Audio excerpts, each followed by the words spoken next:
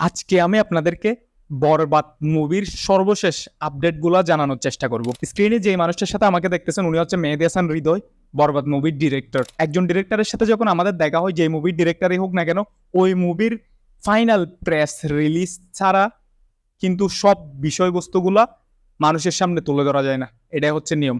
এখন যদি আপডেটের মধ্যে ফিরে আসি, এতদিন আপনারা অনেক গুজব শুনছেন, অনেকভাবে শুনছেন, এত কোটি টাকা বাজেট, এত কোটি টাকা বাজেট, অনেক কিছু শুনছেন। বরবাদ মুভির ফাইনাল বাজেট হচ্ছে 15 কোটি টাকা এবং 80% শুটিং হবে দেশের বাইরে। চিন্তা করেন, আমাদের দেশেরই একটা মুভি, এই মুভিটার 80% শুটিং হবে দেশের বাইরে। তবে আপনারা বলবেন এটা তো এত ভাবার বিষয় না, বাট আমাদের দেশের মুভি সামনের দিকে যেভাবে এগিয়ে যাচ্ছে, অবশ্যই এই বিষয়গুলো নিয়ে ভাবতে হবে, আমাদের সাথে থাকতে হবে। এছাড়াও নায়িকা নিয়ে আপনাদেরকে অনেকজন অনেকভাবে দোয়াশায় ফেলছে, অনেকভাবে অনেকজনে কি করছে, সোর্স দিছে, অমুক দিছে, অনেক কথা বলছে। বাট ফাইনালি নায়িকা থাকছে হচ্ছে প্রিয়তমা মুভির ইদিকা পাল।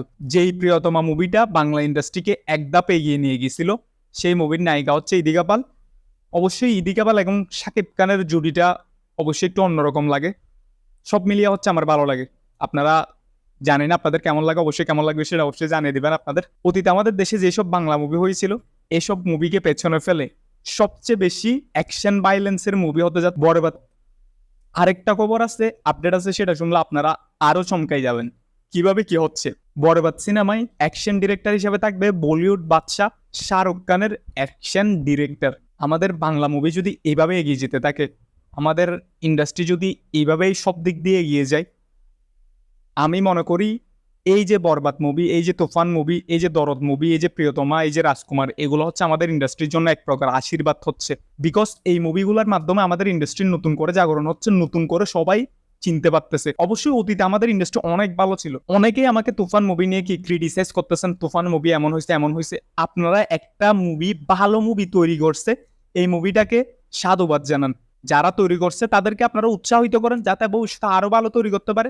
হ্যাঁ, মানলাম অনেক আইডিয়া অন্যান্য মুভির থেকে নেওয়া, তবে একজন গ্যাংস্টারের লুক কখনো কি চুল লম্বা ছাড়া চুল খাটো হয় না। মেগাস্টার শাকিব খানের বরবাদ মুভিকে শহীদুজ্জামান সেলিম আসেন, সেটা আমি হচ্ছে অনেক আগে থেকে জানি। বিকজ শহীদুজ্জামান সেলিম ভাইও ইন্ডিয়ান এম্বাসিতে আসছিল ইন্ডিয়ান ভিসার জন্য। সো সেই ক্ষেত্রে হচ্ছে কথা হয়েছে, বাট আমি ছবি অথবা রেকর্ড অন্য কিছু করে ওনাকে ডিস্টার্ব করতে চাই নাই। বিকজ উনি একটা নিজের পার্সোনাল কাজ আসছে, সেজন্য আমি কিছু করতে চাই না।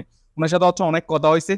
সত্যি বলতে অসাধারণ, তুফান মুভির যে অনুভূতিগুলো উনি শেয়ার করছে সত্যি বলতে অসাধারণ। বরবাদ যেই মুভিটা হচ্ছে, এটা যে কোন লেভেলের মুভি হবে, এটা যদি আমি আপনাদেরকে সবকিছু খুলে বলতে পারতাম তাহলে আমি নিজেই কি হ্যাপি থাকতাম। অবশ্যই আমি মাঝে মাঝে আপনাদের খবর দেওয়ার চেষ্টা করবো, যদিও বা সবকিছু এখন বলা সম্ভব না। সেজন্য নিজের দেশকে নিরাপদ রেখে, নিজের দেশের জিনিসকে ভালোবেসে তারপর আপনারা বাইরের দিকে চুপ দেন। সবাই ভালো থাকবেন।